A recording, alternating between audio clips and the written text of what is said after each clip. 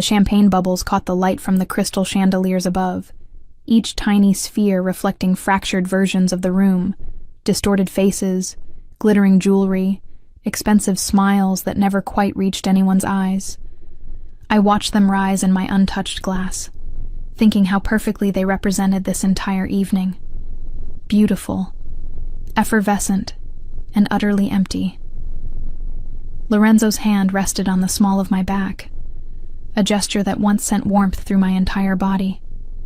Now it felt like a brand of ownership, present but disconnected, the way you'd touch a piece of furniture while talking to someone more interesting. He wasn't looking at me. He hadn't looked at me, really looked at me, in months. Mr. Vitali, we were just discussing the waterfront expansion, a man in a navy suit said, his cologne so aggressive it made my eyes water. I'd learned to identify the different scents of Lorenzo's business associates by now. This one smelled like cedar and desperation, probably trying too hard to impress. Your input would be invaluable. Lorenzo's fingers tightened slightly against my back. Not affection, just acknowledgement that I existed as an accessory to be repositioned. Elena, Cara, would you excuse me for a moment? Cara, dear. The Italian endearment had once made my heart flutter. Now it was just a verbal tick, as automatic and meaningless as a cough. I smiled the way I'd perfected over 3 years of marriage. Lips curved, eyes distant. The expression of a woman who'd learned that protest only prolonged the inevitable. Of course, I said, my voice carrying none of the exhaustion that had settled into my bones like sediment. He drifted away into the cluster of dark suits and calculated laughter, leaving me standing near the bar with my untouched champagne and the familiar weight of invisibility. The Castellano Gallery had been transformed for tonight's charity gala. My former colleagues had outdone themselves with the installation, creating an immersive experience that merged classical art with contemporary pieces. I'd helped plan events like this once, back when I was Elena Santori, art curator with a passion for bringing beauty into the world. Now I was Elena Vitali, wife of Lorenzo Vitali, and my primary role was to stand beautifully silent while he conducted business that I was never quite important enough to know the details of. I set the champagne glass down on a passing waiter's tray and moved toward the windows overlooking the city. November in New York meant early darkness, the kind that swallowed the afternoon whole and left you wondering where the day had gone. The glass was cold against my palm when I pressed it there, trying to ground myself in something physical, something real.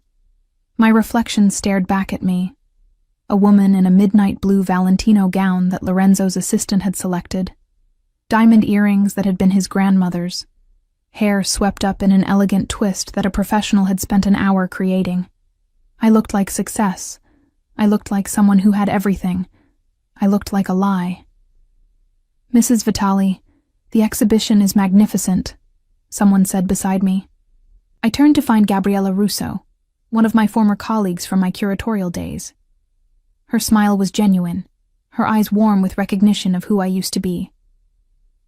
I heard you consulted on the layout. Just some suggestions, I demurred, though I'd spent 3 weeks working with the team before Lorenzo had decided my involvement was unnecessary given his schedule. Translation: he needed me available for last-minute business dinners and couldn't have me committed to actual work that might conflict with his convenience. Your eye for spatial dynamics hasn't diminished, Gabriella said softly, and something in her tone made me wonder if she saw through the careful facade I maintained. The way you positioned the Caravaggio against the modern pieces, it's brilliant. You always had a gift for seeing how things connected. The compliment shouldn't have made my throat tight, but it did. I'd forgotten what it felt like to be seen for something other than my relationship to Lorenzo. Elena. His voice cut through the moment like a blade. I turned to find him approaching with that particular set to his jaw that meant annoyance restrained for public consumption. We need to leave.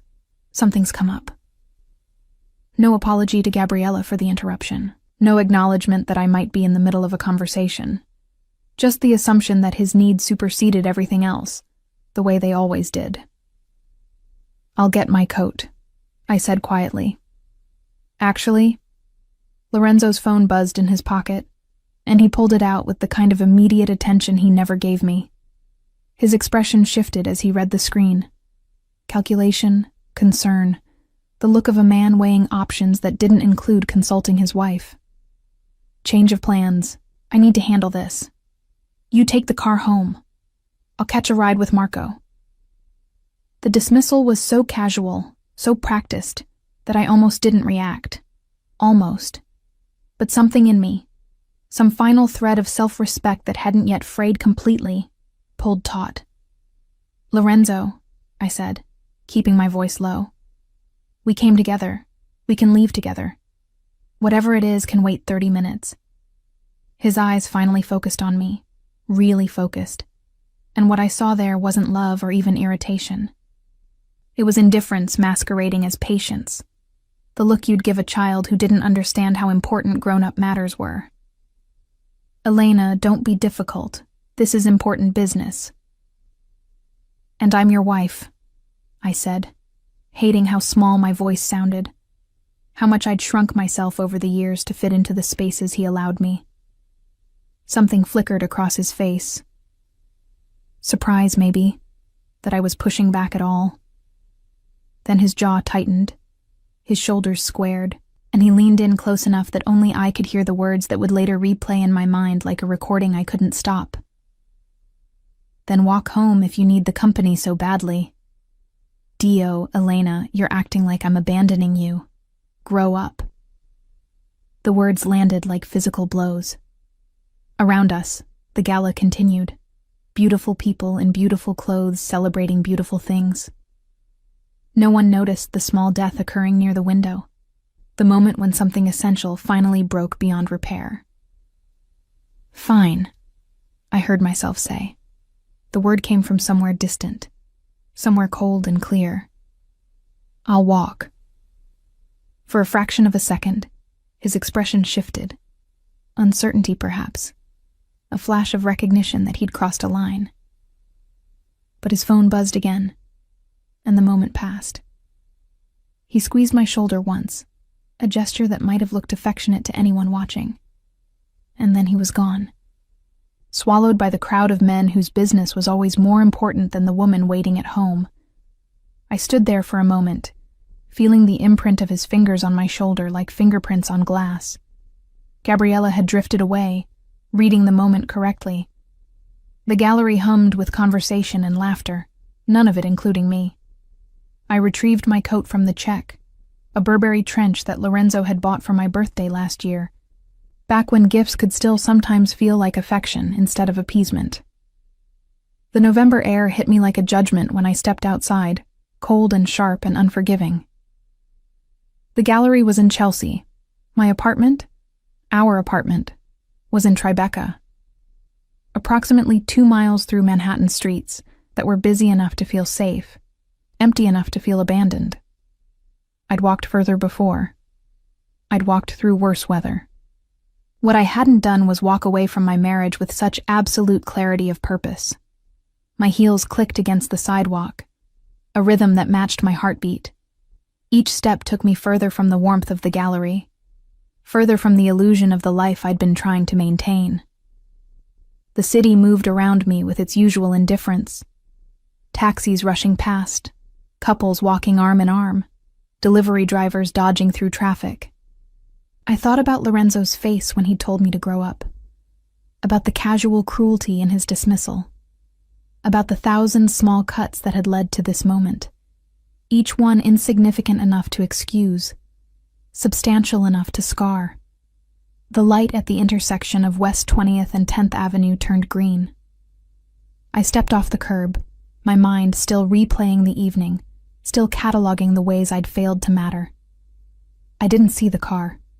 The sound came first, rubber squealing against asphalt, someone shouting, that particular tone of warning that makes your body move before your brain processes why. I turned my head, saw headlights rushing toward me like twin accusations. Tried to move back, but my heel caught on something. The impact was less dramatic than movies make it seem. No explosion of glass or dramatic flip through the air.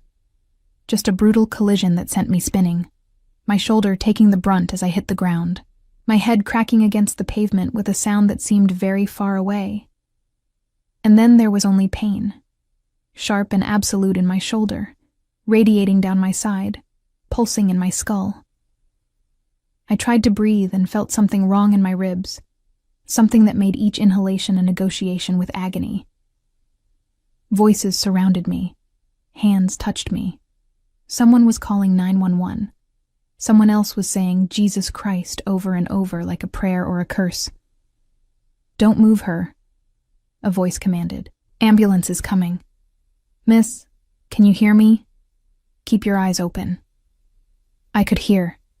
I could see the night sky above me, stars obscured by city lights and my own tears.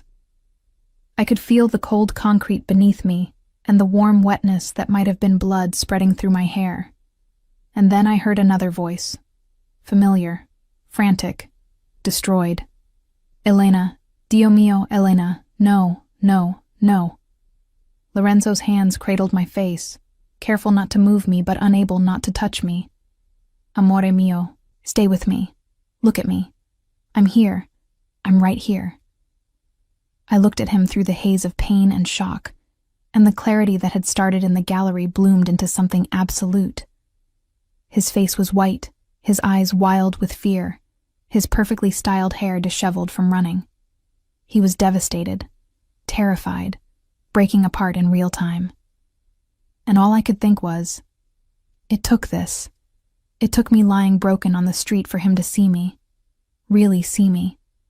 The ambulance arrived in a symphony of sirens and lights. Paramedics moved me onto a board with practiced efficiency, each movement sending fresh waves of agony through my body. Lorenzo tried to climb in with me, his hand reaching for mine, his voice pleading. "Sir, you'll have to follow in your own vehicle," a paramedic said firmly. "She's my wife," Lorenzo insisted, his accent thickening with emotion, the way it always did under stress. "I'm not leaving her." "Sir," Lorenzo, my voice came out broken, barely audible over the chaos. But he heard it. He went still, his face hovering above mine in the back of the ambulance, waiting for whatever I was going to say. "Go home," I whispered. The paramedic closed the doors before I could see his reaction. But I didn't need to see it.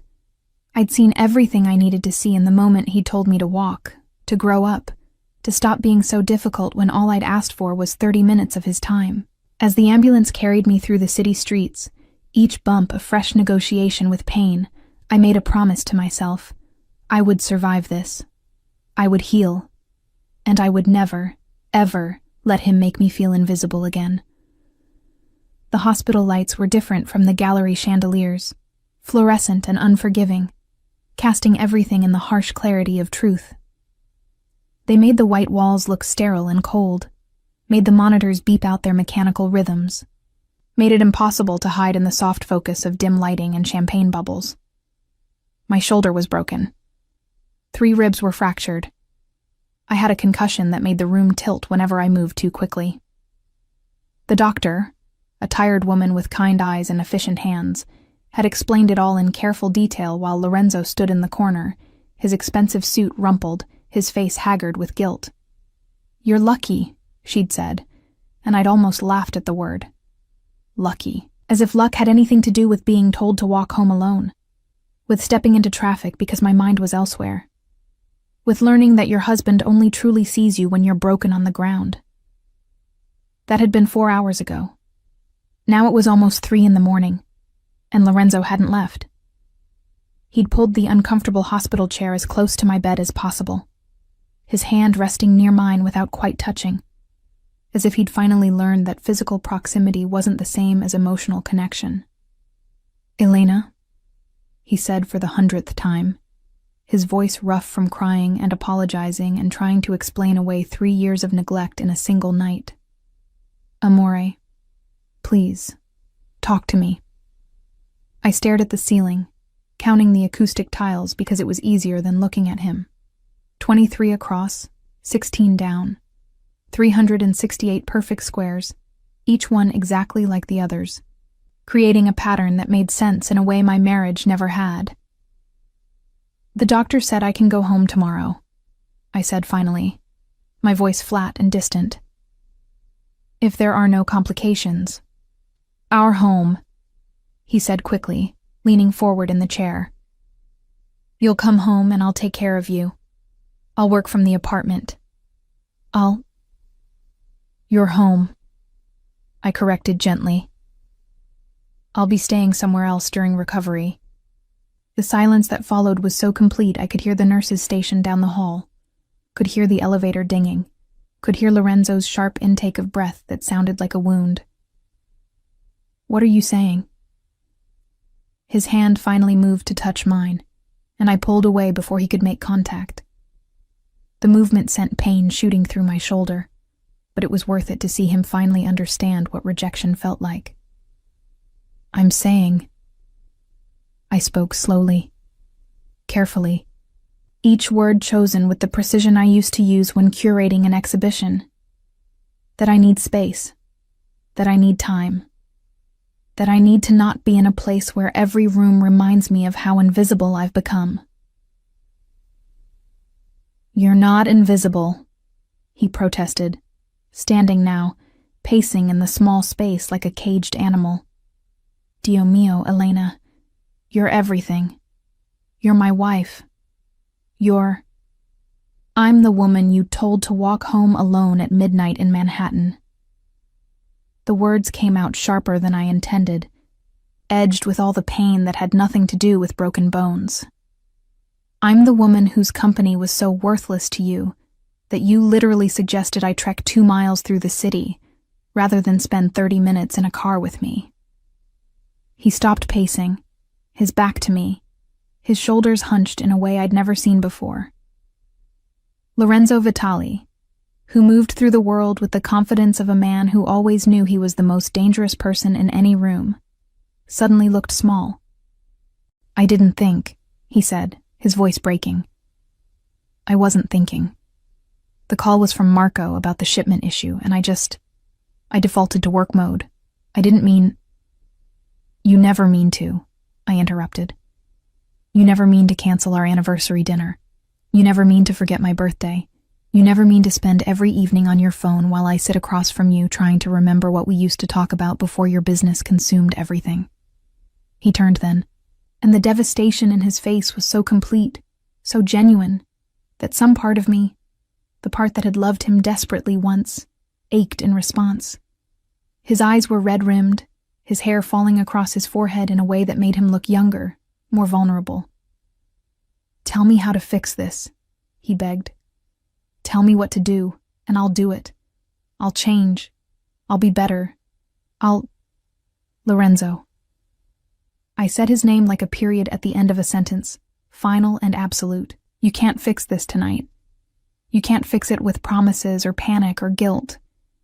You can't fix 3 years of making me feel like an afterthought with 1 night of fear, because you almost lost me."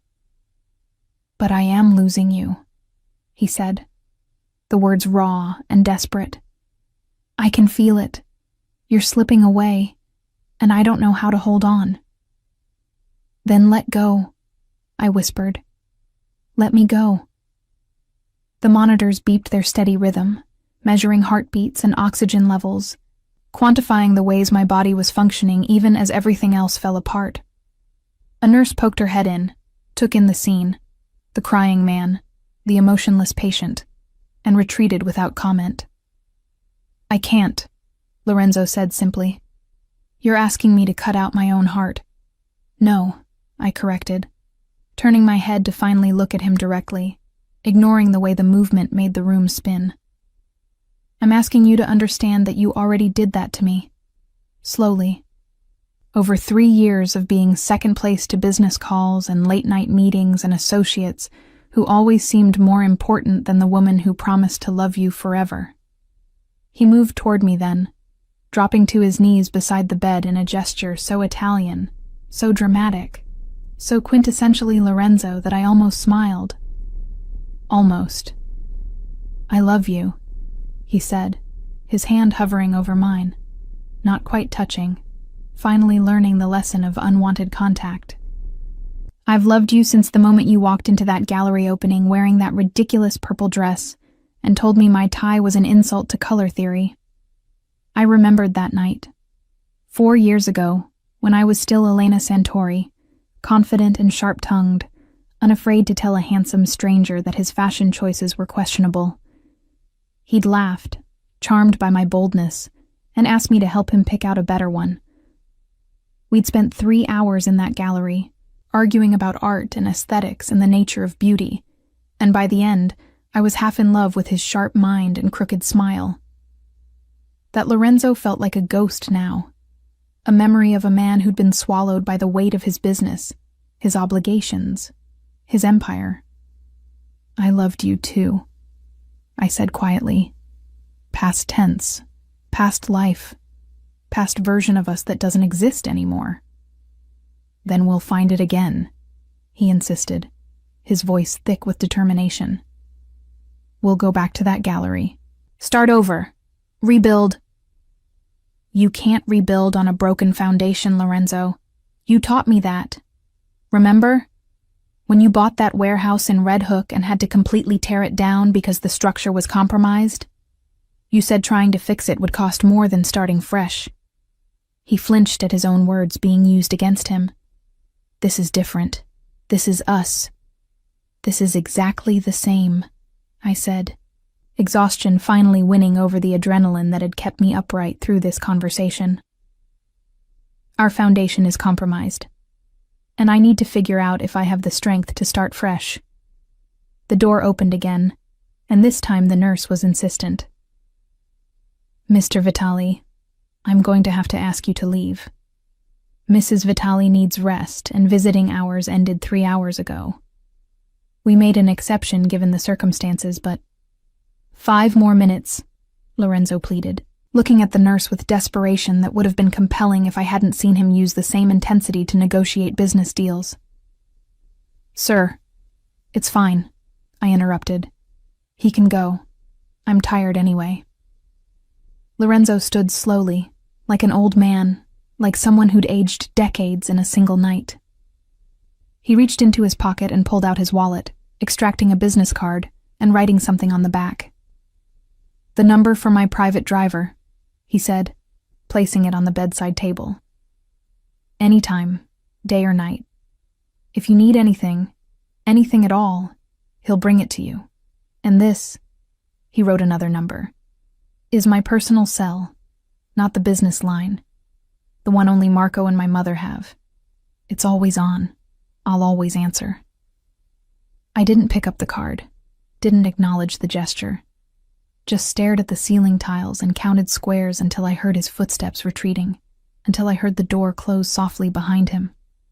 Only then did I allow the tears to come, silent and hot, sliding down my temples into my hair, released by pain and medication, and the terrible relief of finally saying what I'd held inside for too long.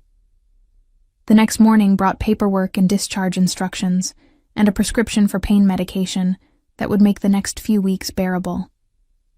It also brought my phone, which had been recovered from the accident scene and was now full of missed calls and messages. 47 from Lorenzo, 15 from Marco, his right-hand man, 8 from his mother, Caterina, and 1 from a number I hadn't seen in months. My former roommate, Sophia, who'd moved to Brooklyn and started a restoration studio. I called Sophia first. Elena? Her voice was thick with sleep, alarm replacing grogginess quickly. Dio mio, I saw the news this morning. They said there was an accident in Chelsea last night, and I thought, are you okay? Where are you? Hospital, I said, my voice rough from disuse and crying. But I'm being discharged today. Sophia, I need a favor. Anything, name it. Do you still have that spare room above your studio? The one you were going to rent out? Silence. Then carefully. Yes, but Elena, shouldn't you be going home? Lorenzo must be. I can't go back there, I interrupted. Not yet. Maybe not ever. I just need somewhere quiet to heal. somewhere that's mine. Come here, she said immediately, understanding in a way that only old friends could. Come home to us, for however long you need. I closed my eyes, feeling something like hope flickering in the wreckage. Thank you. When the nurse wheeled me out to the hospital entrance, I half expected Lorenzo to be waiting, but he wasn't. Just a black town car with tinted windows and a driver holding a sign with my name. Lorenzo's private driver, the one he'd promised would always be available.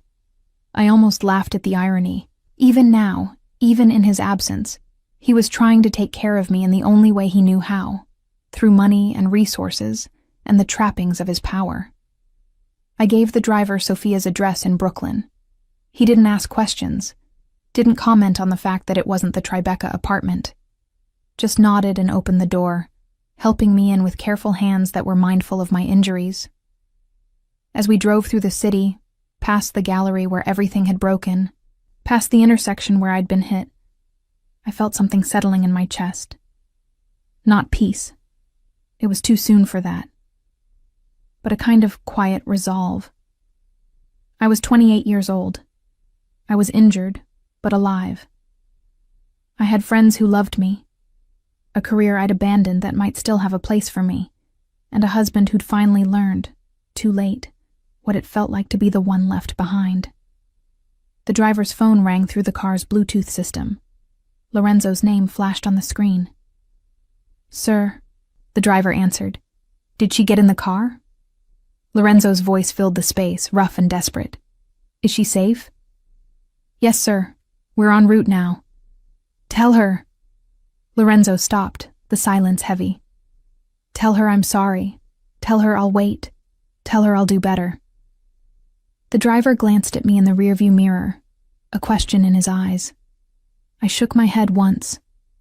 There was nothing to tell Lorenzo that I hadn't already said. The time for words was past. Now there was only action, consequence, and the long, difficult work of figuring out who Elena Vitali was when she wasn't defined by being Lorenzo's wife.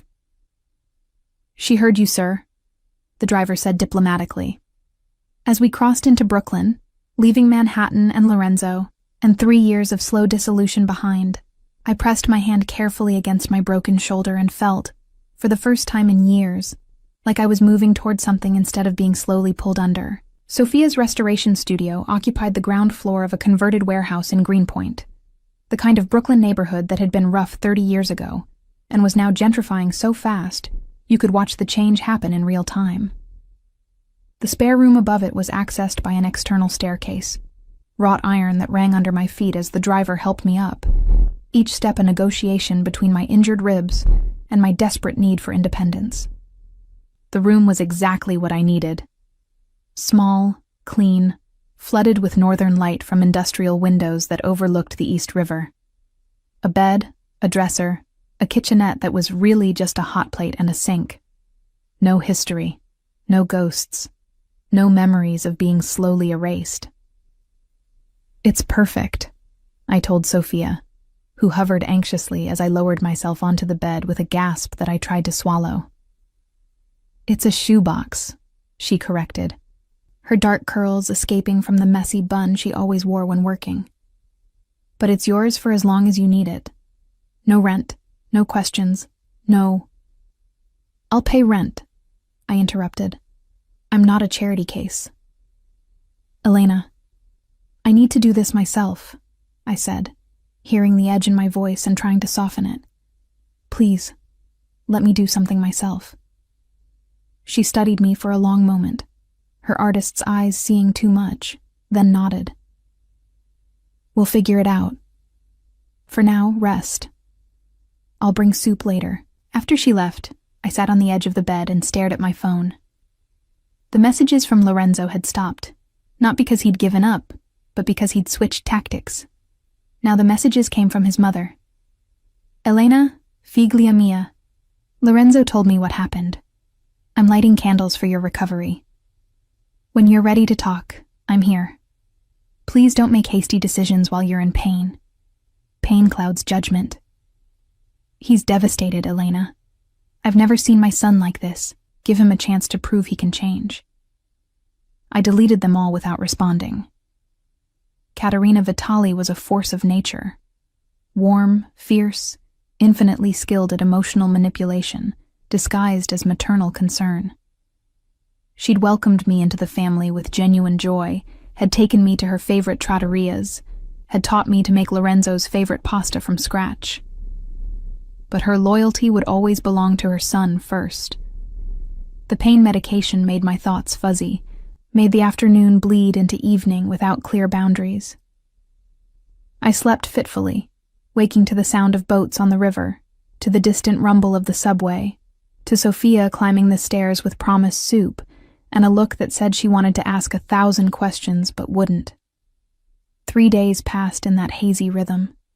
Sleep, medication, small movements around the room that left me breathless.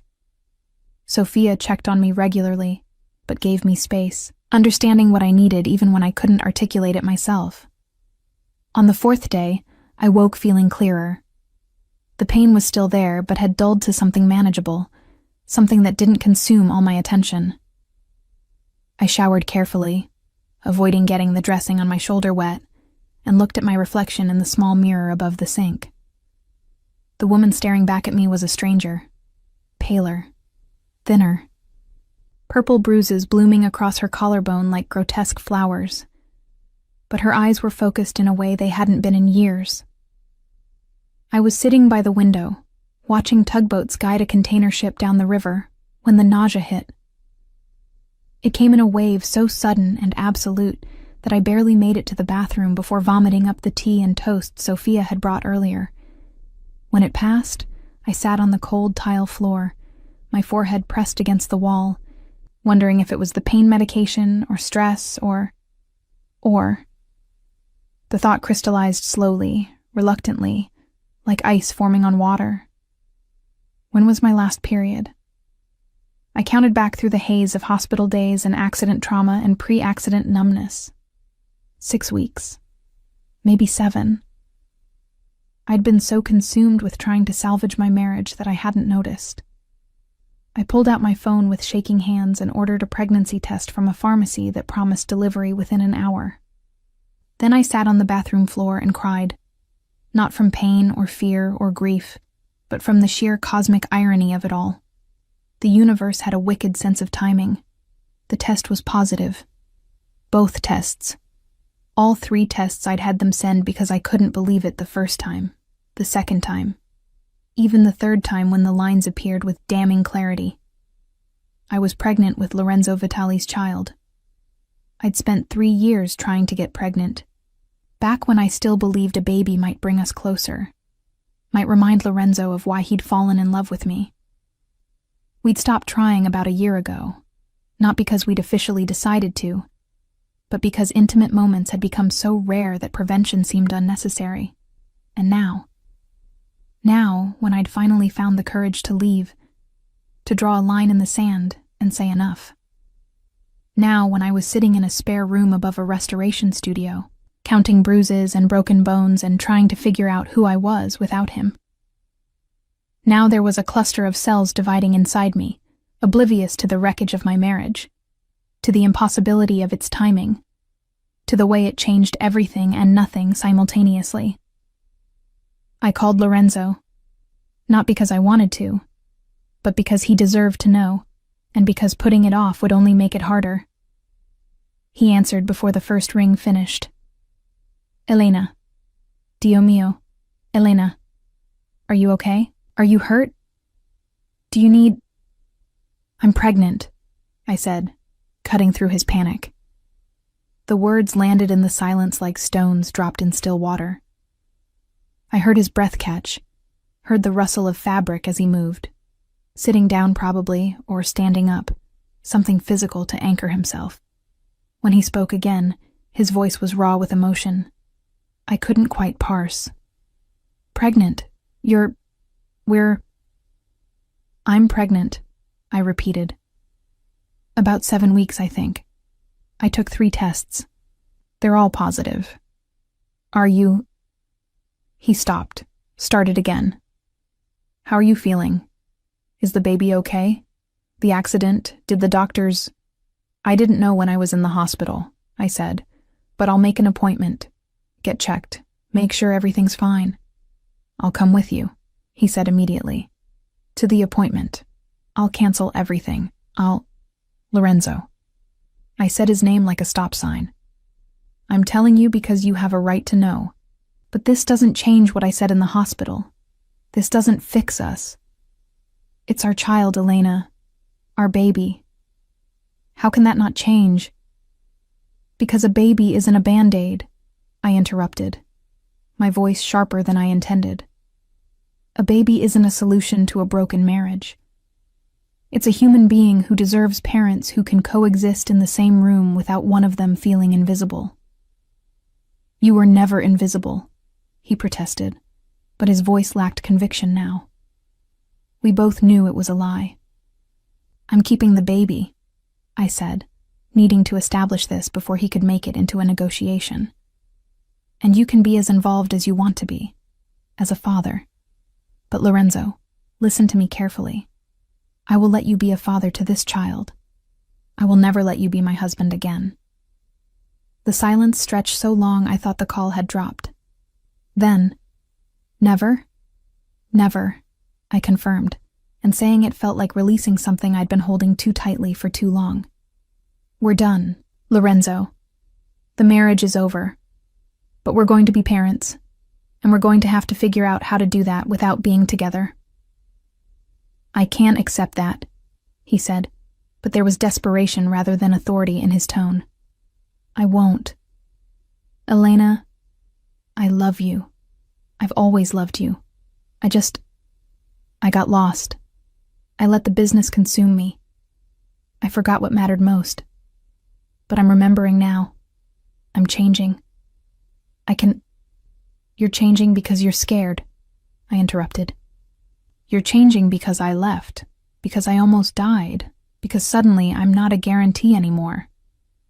But Lorenzo, real change doesn't happen in crisis. Real change happens in the boring moments. In the Tuesday evenings and the lazy Sunday mornings and all the unremarkable days when there's no drama to force your attention. Then give me those days, he begged. Give me a chance to prove it. Move back home. Let me take care of you during the pregnancy.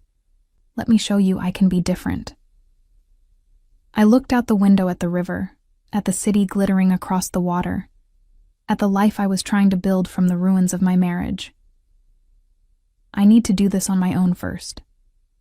I need to remember who Elena Santori was before she became Elena Vitali and forgot herself in the process. And the baby. His voice broke on the word.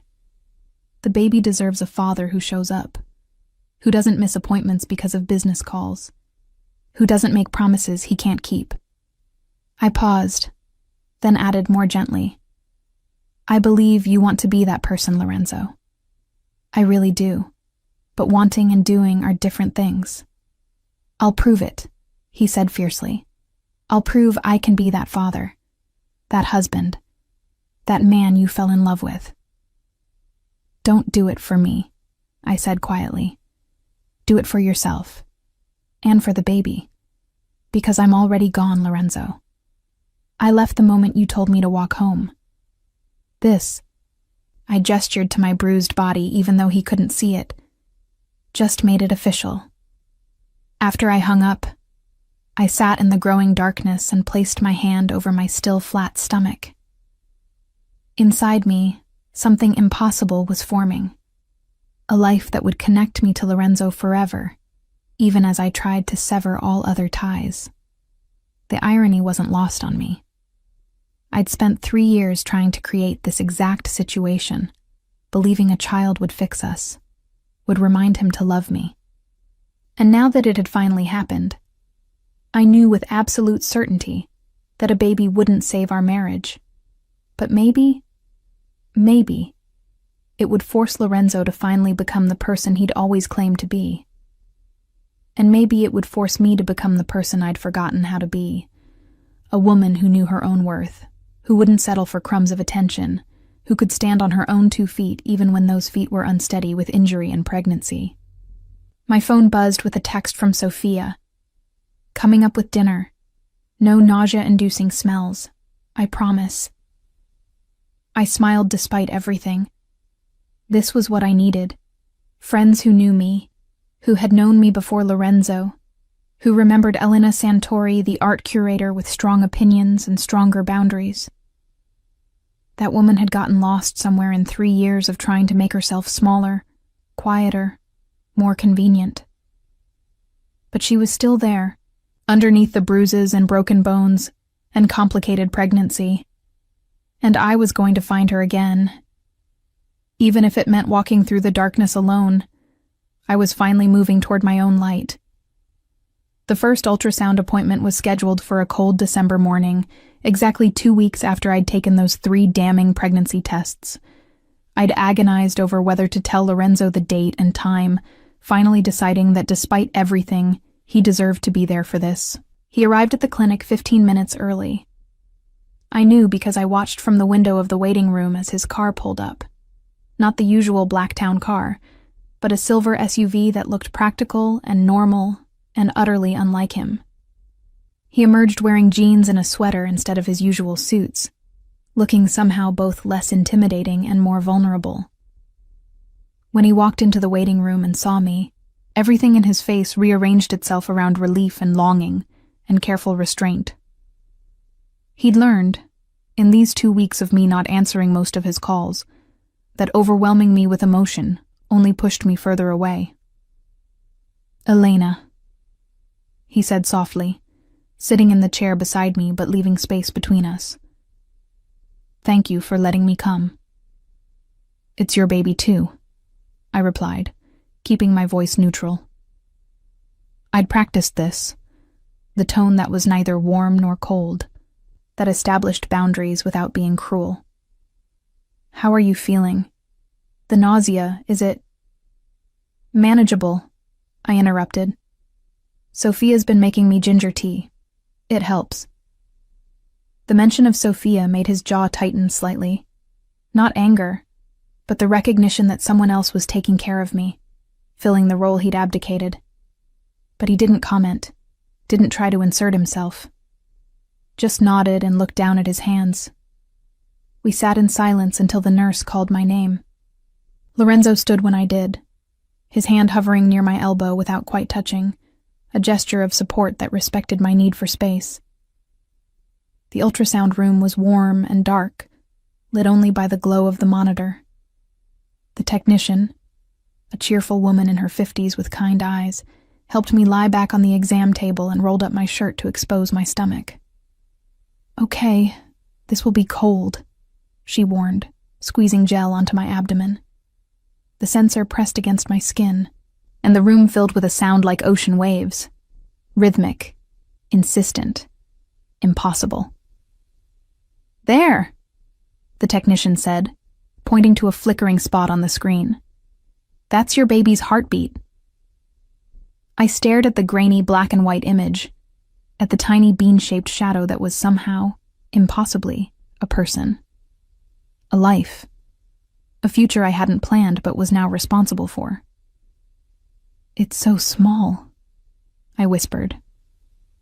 "About the size of a blueberry right now," the technician said with a smile. "But growing every day. Based on these measurements, I'd say you're about 8 weeks along. Everything looks good. Heartbeat is strong. Development is right on track." I felt Lorenzo's hand find mine, his fingers interlacing with mine with a certainty I hadn't felt from him in years. This time, I didn't pull away. Not because I'd forgiven him or changed my mind, but because in this moment, looking at the life we'd created together, I could acknowledge what we'd been to each other before everything fell apart. "Can you print an image?" Lorenzo asked, his voice thick with emotion. The technician smiled and pressed a button. "Of course." After the appointment, we stood on the sidewalk outside the clinic, the winter air biting at exposed skin. Lorenzo held the ultrasound image like it was something sacred, his thumb tracing the edge of the paper. "Elena," he said finally, "I know you meant what you said, about us being over. But this baby, he gestured to the image. This baby needs stability, a home, both parents. The baby will have both parents, I said firmly. Just not married ones. Plenty of children have co-parents who aren't together. It's not ideal, but it's better than growing up watching their parents destroy each other slowly. Is that what we were doing? He asked, looking at me with those dark eyes that had once made my heart race. Destroying each other? You were destroying me, I corrected gently. I don't think you meant to. I don't think you even realized you were doing it. But Lorenzo, every time you chose a phone call over a conversation, every time you canceled plans for business, every time you made me feel like I was competing for last place in your priority list, it was another small death. He flinched like I'd struck him. I thought I was building something for us. The business, the money, the security. I thought if I could just make everything perfect. I didn't need perfect, I interrupted. I needed present. I needed you to look at me the way you looked at your phone. I needed to matter as much as your next deal. You mattered more, he insisted. You matter more than anything. I didn't know how to show it. My father, he taught me that providing was love, that building an empire for your family was how you proved devotion. I thought, your father was wrong, I said, not unkindly. Or maybe he was right for his time, for his marriage. But I didn't need an empire, Lorenzo. I needed a partner. He was quiet for a long moment, studying the ultrasound image like it held answers we couldn't articulate. What if I learned? What if I proved I could be that partner? Then you'd be a better father, I said. And maybe, eventually, a friend. But not a husband. Not again. Why not? The question was almost plaintive. If I change, if I become the man you needed all along, why couldn't we? Because I can't spend my life waiting to see if the change is real, I said. The words harder than I intended, but true nonetheless. Because I'm exhausted, Lorenzo. I'm tired of auditioning for your attention. I'm tired of wondering if this time will be different. I'm tired of being the one who adapts and accommodates and shrinks herself to fit into the spaces you leave available. I don't want you to shrink, he said desperately. I want you to take up all the space. I want you to be so present in my life that I can't ignore you even if I tried. Then do that for the baby, I said, placing my hand over my stomach. Be so present in this child's life that absence isn't an option. Prove you can show up consistently, not just in crisis, but in mundane moments.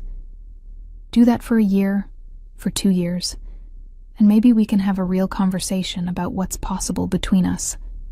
A year, he repeated, as if testing the weight of that much time. You want me to wait a year before we even discuss reconciliation? I want you to stop thinking about reconciliation, I corrected. I want you to think about being a father, about showing up for doctor's appointments and helping pick out cribs and learning how to change diapers. I want you to prove that when this baby cries at 3 a.m., you'll be there, not sending your driver, not having your assistant handle it, but actually physically present. Something shifted in his expression, determination replacing desperation. I can do that. I will do that. Then do it, I said simply. Not for me, for them. I gestured to the ultrasound image. Do it because a child deserves more than I got. We stood in silence, the city moving around us with indifferent rhythm. Finally, Lorenzo carefully folded the ultrasound image and put it in his wallet, the gesture somehow both tender and heartbreaking. Can I at least help financially? He asked. The medical expenses, the apartment. Sophia's place is too small for you and a baby. Let me find you somewhere better, somewhere safe. I'm not taking your money, Lorenzo. It's not my money, he countered. It's our child's future. Let me provide that much. Please. I wanted to refuse on principle, wanted to prove I could do this completely alone. But practicality warred with pride, and practicality won. Fine. Medical expenses only. And Lorenzo... I paused, making sure he was really hearing me. If you want to help find an apartment, you find me options, but I make the final choice. And your name doesn't go on the lease. This is my space, not ours. Deal.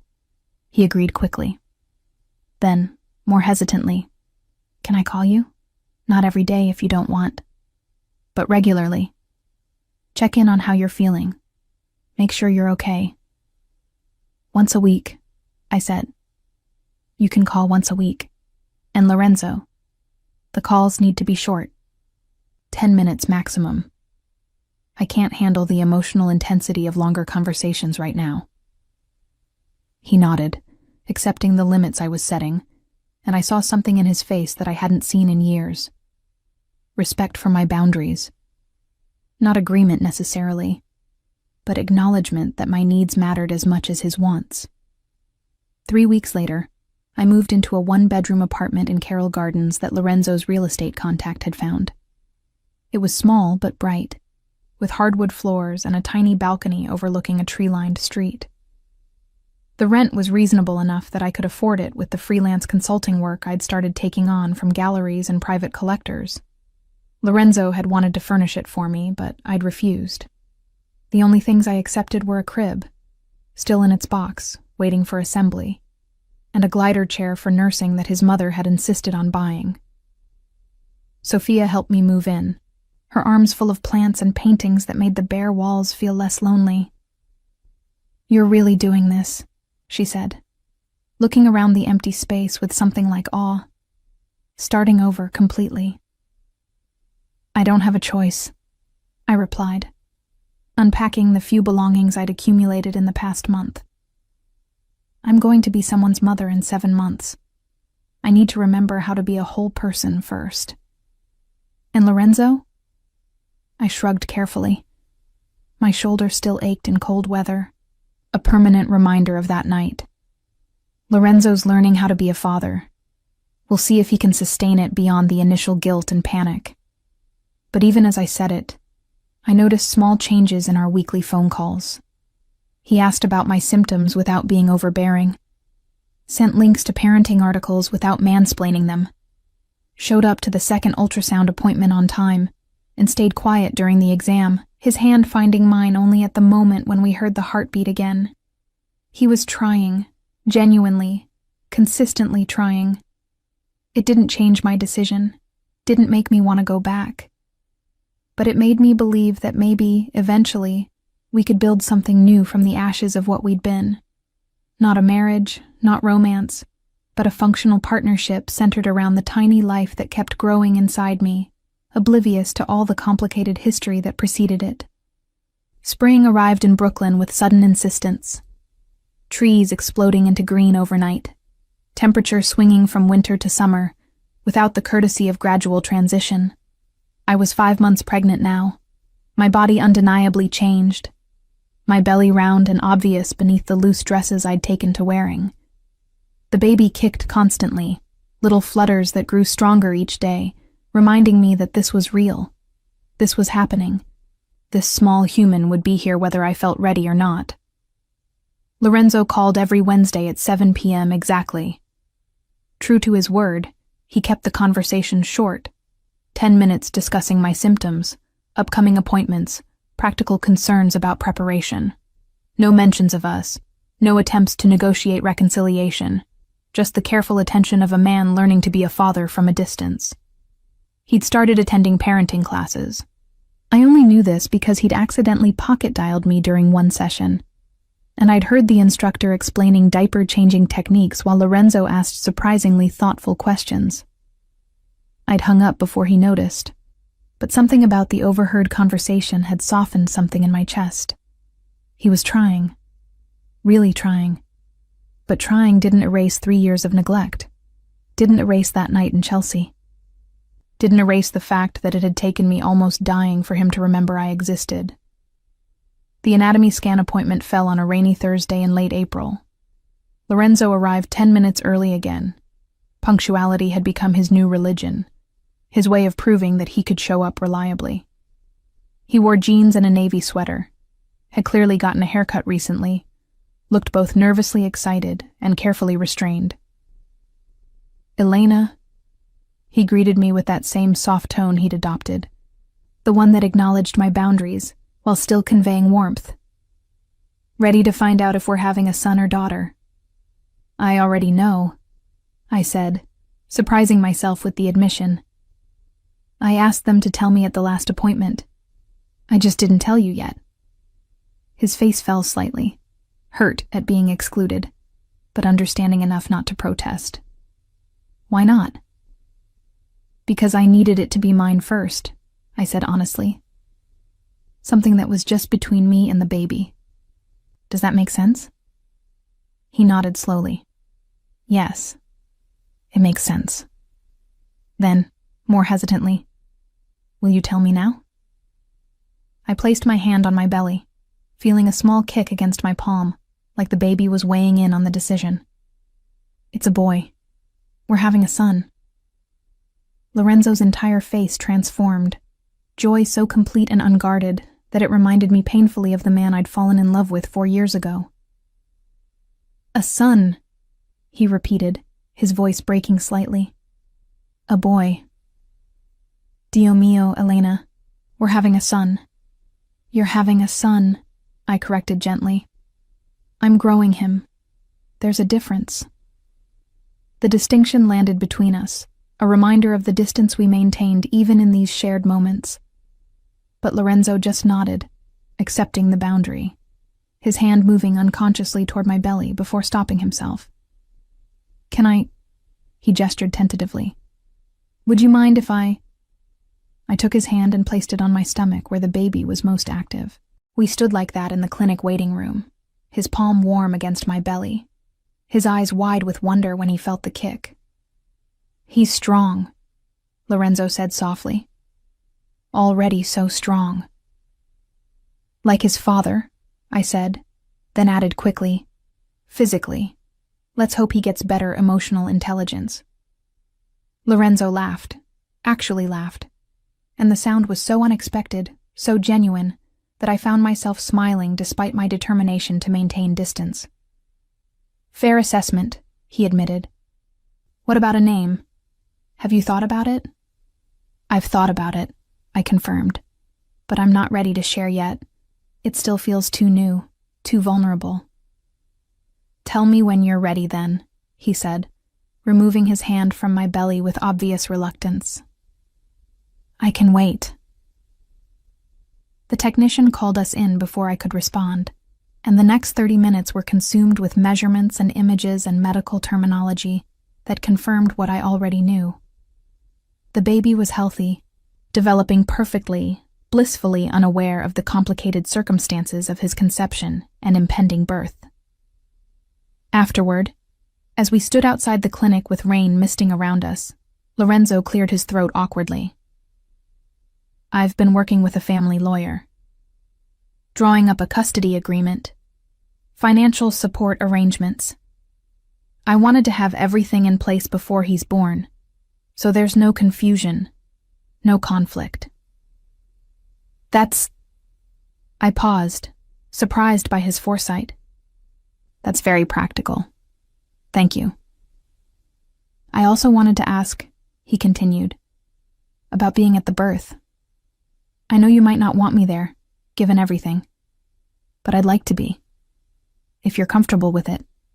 I studied his face, the genuine hope in his eyes, the careful way he'd phrased it as a request rather than a demand or assumption. This was the Lorenzo I'd needed 3 years ago, considerate, present, aware that his wants didn't automatically supersede mine. "I'll think about it," I said finally. "Ask me again at 8 months. I'll have a better sense of what I need by then." He nodded, respecting the non-answer. "The apartment," he said, shifting topics. "Is it working out? Do you need anything?" "It's good," I confirmed. "Sophia helped me paint the nursery last week. Soft gray with white trim. The crib is finally assembled. I could have done that, he said quickly, if you'd asked. I know how to use tools. I know you do, I replied. But I needed to do it myself. Well, Sophia and I did it together. It took 3 hours and a lot of cursing, but we managed. Something flickered across his face. Not quite jealousy, but close. The recognition that other people were filling roles he'd once occupied. Elena, He stopped, started again. I'm trying very hard to give you space, to respect your boundaries. But it's killing me, knowing you're doing all this alone, knowing I should be there. You weren't there before, I said, not cruelly but factually. When I needed you to care about the mundane daily things that make up a life, you were always somewhere else, always distracted. Why should now be different? Because now I understand what I lost, he said, his voice raw. I understand that those mundane moments were everything, that coming home to you was the best part of my day, and I was too stupid to realize it.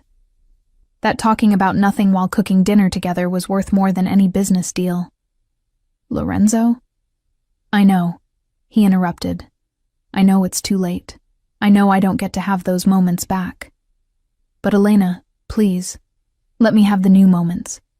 Let me be there for this. For him. He gestured to my belly. Let me prove I can be the father he deserves. You are being that father, I said, and meant it. You're showing up. You're following through. You're learning. That's exactly what I asked you to do. But I want more, he admitted. I want to come home to you at the end of the day. I want to feel him kick at 3 a.m. I want to paint nurseries and assemble cribs and argue about names. I want... He stopped, recognizing he was pushing too hard. I'm sorry. I said I'd respect your boundaries, and here I am trampling them. No, I said quietly. You're being honest. That's not trampling. That's just painful. For both of us. We stood in silence, rain falling harder now, turning the spring afternoon gray and cold. Finally, Lorenzo pulled his keys from his pocket. My car's just around the corner. Let me drive you home. I can take the subway. Elena, per favore. It's raining. You're pregnant, and you're still recovering from being hit by a car 6 months ago. Let me do this one thing. I wanted to refuse on principle, but my shoulder ached in the damp weather, my feet were swollen, and the walk to the subway suddenly felt insurmountable. Okay, I agreed. Thank you. The drive to Carroll Gardens was quiet, punctuated only by the steady rhythm of windshield wipers. When Lorenzo pulled up in front of my building, he put the car in park, but didn't move to let me out. I'm getting married, he said suddenly, the words landing like grenades in the enclosed space. I turned to stare at him, certain I'd misheard. What? Not. Dio, that came out wrong. He ran both hands through his hair, looking more distressed than I'd seen him since the hospital. I'm not getting married. I meant, I've been thinking about marriage, about what it means, about how badly I failed at being a husband to you. Lorenzo, let me finish, he said urgently. Please, I've been reading about relationships, about emotional labor and partnership and all the things I somehow never learned growing up with a father who showed love through providing and never through presence. And I've realized... He turned to look at me directly. I've realized that I married you without understanding what marriage meant beyond the ceremony and the ring. I thought it was about grand gestures and financial security. I thought being a good husband meant building an empire for you to live in. It wasn't, I said softly. It wasn't, he agreed. It was about coming home, about being present, about choosing you every day in small ways, instead of occasionally in big ones. And I failed. I failed so completely that I almost killed you through sheer negligence. The car that hit me wasn't your fault, I said. though we both knew that wasn't quite true. "The car was chance," he countered. "But you walking alone through Manhattan at midnight because I couldn't be bothered to spend 30 minutes with you, that was my fault. That will always be my fault." I didn't argue because there was no argument to make. He was right. "I'm not asking you to forgive me," he continued. "I'm not asking you to take me back. I'm telling you that I understand now. And if I could go back, if I could do it differently—" His voice broke. "Madonna mia, if I could do it differently." "We can't go back," I said. "We can only move forward." "Then let me move forward as your partner in this," he said. "As the father of your son. As someone who will never again make you feel invisible." "You already are doing that," I reminded him. "You're showing up, Lorenzo. That's what I asked for." "It's not enough," he said. "It will never be enough to make up for what I did, but it's a start." I placed my hand on the door handle, ready to escape the emotional intensity of the car, the conversation, the man beside me who was finally being who I'd always needed him to be. Too late. Always too late. "Lorenzo," I said before getting out. "Thank you for today, for being here, for—" I gestured vaguely, encompassing the appointment, the drive, the raw honesty. "For all of it." "Every Wednesday," he said firmly.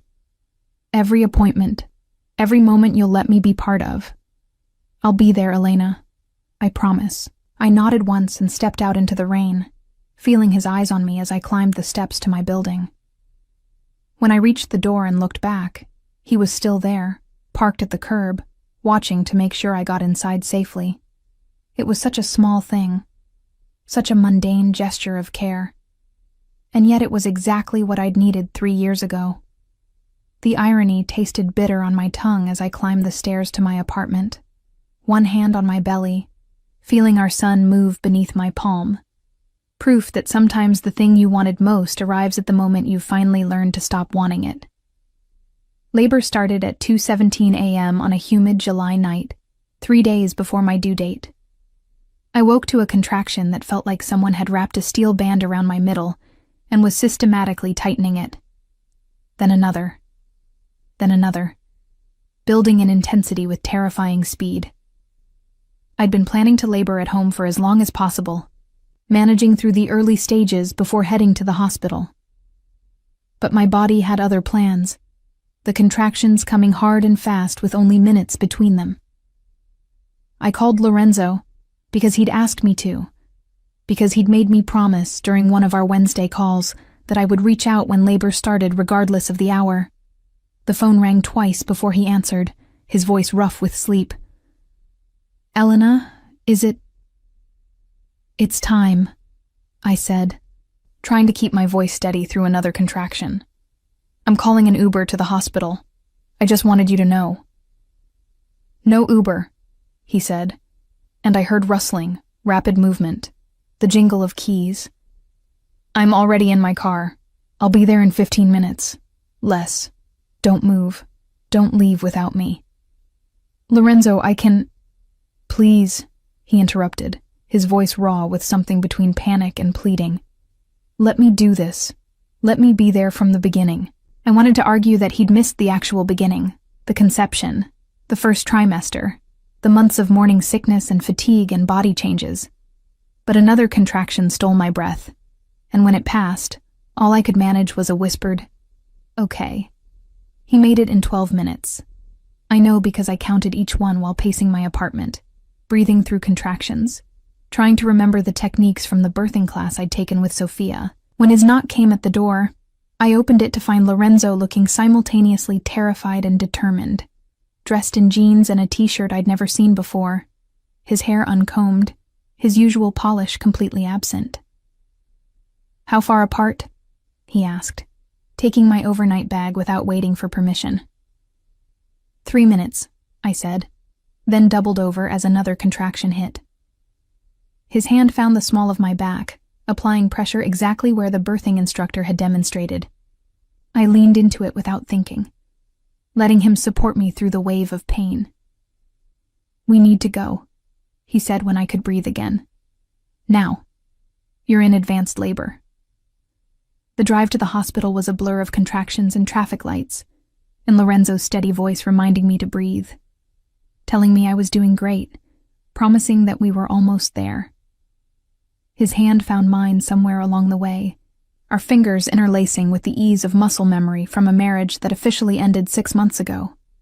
The hospital staff took one look at me and rushed me to a delivery room. The doctor confirmed what I already knew. I was fully dilated, ready to push. No time for the epidural I'd planned on getting. "Natural childbirth it is," the nurse said cheerfully, as if this was a choice I'd made rather than my body's rebellion against my carefully laid plans. Lorenzo stayed by my head, his hand in mine, his voice in my ear providing a steady stream of encouragement in Italian and English. "Bella, brava, forte, you're so strong, you can do this. Our son is almost here." The pain was unlike anything I'd experienced. Not sharp like the accident, but consuming, all-encompassing. A force that demanded every ounce of my attention and strength. I pushed when they told me to push, breathed when they told me to breathe, existed in a timeless space where nothing existed except the work of bringing my son into the world. And then, after 2 hours that felt like 2 minutes and 2 years simultaneously, there was a cry, high and indignant and absolutely perfect. "It's a boy," the doctor announced, as if we hadn't known, and placed him on my chest, this small red-faced creature who was mine, ours, more real than anything I'd ever held. I looked down at him through tears I hadn't realized I was crying, at his perfect tiny fingers and nose and mouth. "Hi," I whispered. "Hi, baby. I'm your mama." Beside me, Lorenzo made a sound that might have been a sob or a laugh or both. His hand came to rest on our son's back, so gentle, so reverent, as if afraid he might break this perfect thing we'd made. "He's beautiful," Lorenzo breathed. "Elena, he's perfect." "He is," I agreed, unable to look away from my son's face. The nurses took him briefly for measurements and tests, returning him wrapped in a blue and white striped blanket, a tiny hat covering his dark hair. 8 pounds, 2 ounces, they reported. 21 inches. Perfect APGAR scores. This is one healthy baby. "Do we have a name?" the nurse asked, pen poised over paperwork. I looked at Lorenzo, seeing the hope and question in his eyes. We'd never discussed this. I told him weeks ago that I was keeping the name private, that it was mine to hold until the baby arrived. "Matteo," I said softly. "Matteo James Vitali."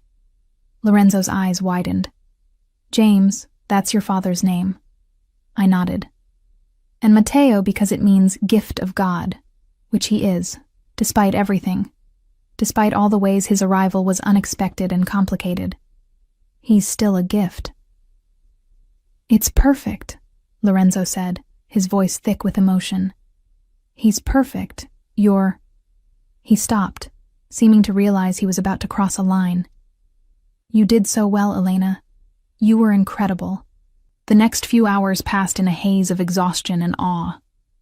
Nurses came and went, checking vitals, teaching me about breastfeeding, explaining postpartum care. Lorenzo stayed the entire time, making himself useful in small ways, adjusting pillows, fetching water, holding Matteo while I used the bathroom on wobbly legs. He'd changed, I realized, watching him cradle our son with unexpected competence. The man who'd once been too important to take my call was now sitting in an uncomfortable hospital chair, cooing at our baby in melodic Italian, completely absorbed in this tiny person who didn't care about business empires or power dynamics. "He has your eyes," I observed, watching Matteo blink up at Lorenzo with unfocused newborn awareness. "And your nose," Lorenzo countered. "And hopefully your kindness, your patience, your strength." Lorenzo. I know, he said quickly. I know you don't want to hear this. But Elena, watching you bring him into the world, seeing the way you look at him. He paused, seeming to struggle for words. I understand now why you couldn't come back, why the marriage couldn't survive. You deserved this version of me all along. The one who shows up, who stays, who thinks you're the most important person in the room. You're being this version for him, I said, nodding toward Matteo. That's what matters. I'm being this version because of you, he corrected. Because you taught me what it costs when I'm not. Because you loved me enough to leave when I wasn't being the man I should have been. I didn't know how to respond to that. Didn't know if it was possible to separate the man he was becoming from the wreckage of what we'd been. Sophia arrived around noon, bursting into the room with flowers and tears and exclamations in rapid Italian that made Lorenzo laugh. She held Matteo like he was made of glass, cooing over his perfect features, then fixing me with a knowing look. He's been here the whole time? She asked in English, nodding toward Lorenzo. He was here for the birth, I confirmed. He's been helpful. Sophia studied Lorenzo with the assessing eye of a protective best friend. See that you continue being helpful. Midnight diaper changes, 3 a.m. feedings, all of it. I will, Lorenzo promised. Whatever Elena needs, whatever Matteo needs. Not just when it's convenient, Sophia pressed. Not just until the novelty wears off. Children need consistent presence, not dramatic gestures. I understand, Lorenzo said seriously. I'm not going anywhere.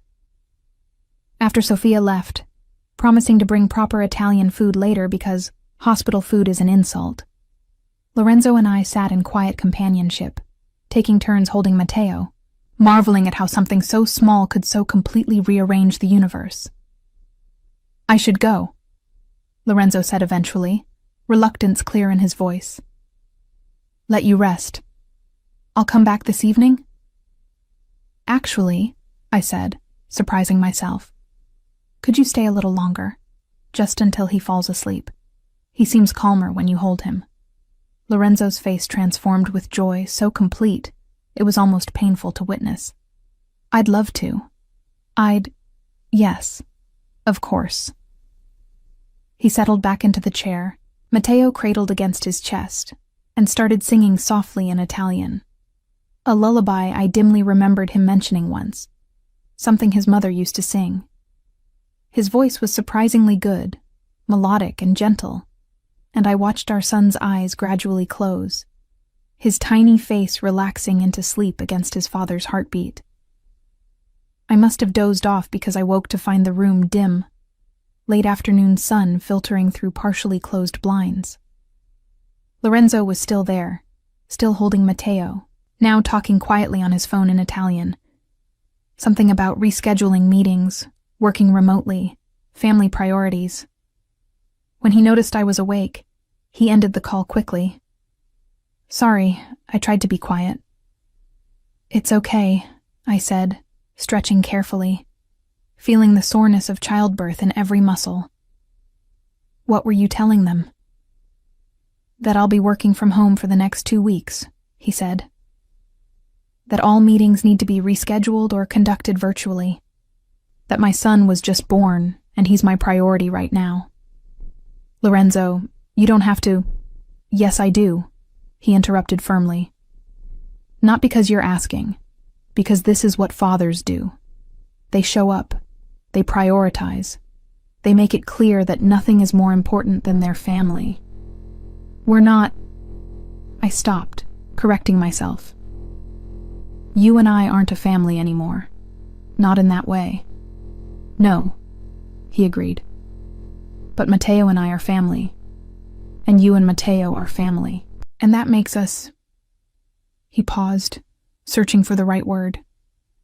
Connected. Permanently and irrevocably connected. It wasn't the declaration of love I might have wanted years ago. It wasn't a promise of reconciliation or renewed romance. But it was something perhaps more valuable, a promise of presence, of co-parenting, of showing up not just during the dramatic moments, but through all the mundane, exhausting days that make up a life. Connected, I repeated, testing the word. I can work with connected. Over the following weeks, Lorenzo proved himself in ways I hadn't expected. He came by the apartment daily, not to pressure or plead, but to help, to hold Matteo while I showered, to change diapers and learn the intricacies of swaddling, to sit quietly while I struggled through the painful early days of breastfeeding, offering water and encouragement without trying to fix what couldn't be fixed. He brought food from his mother, who'd apparently decided that my refusal to reunite with her son didn't negate her claim on her grandson. He assembled the baby swing I'd been putting off. He did middle-of-the-night formula runs when I was too exhausted to leave the apartment. And he never once asked me to reconsider our separation. 6 weeks postpartum, sitting on my couch while Matteo slept in his bassinet, I finally addressed the elephant that had been living in my apartment since the night he was born. "You've kept your promise," I said, "about showing up, about being present."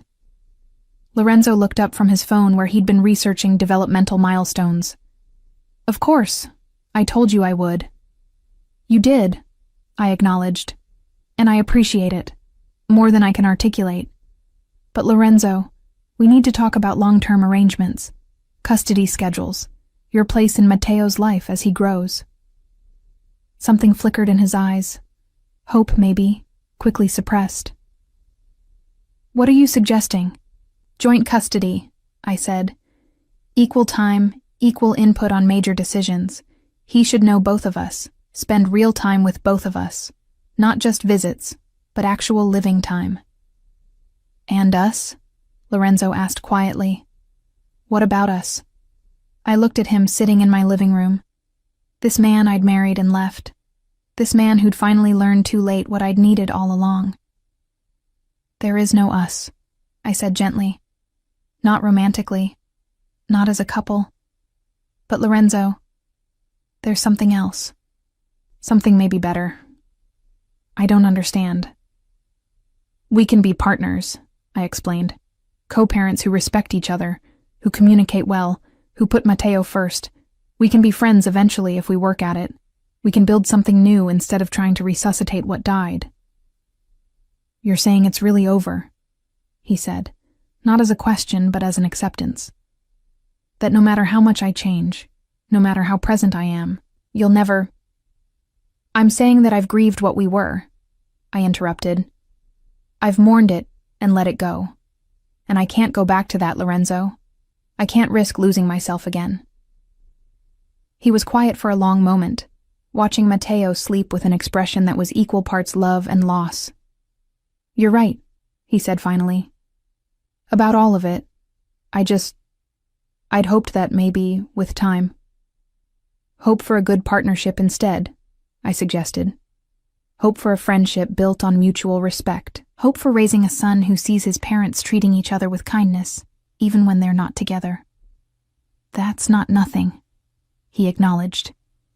"It's everything that matters," I corrected. As Lorenzo prepared to leave that evening, he stopped at the door, Matteo asleep against his shoulder in that way that only babies can sleep. Completely surrendered.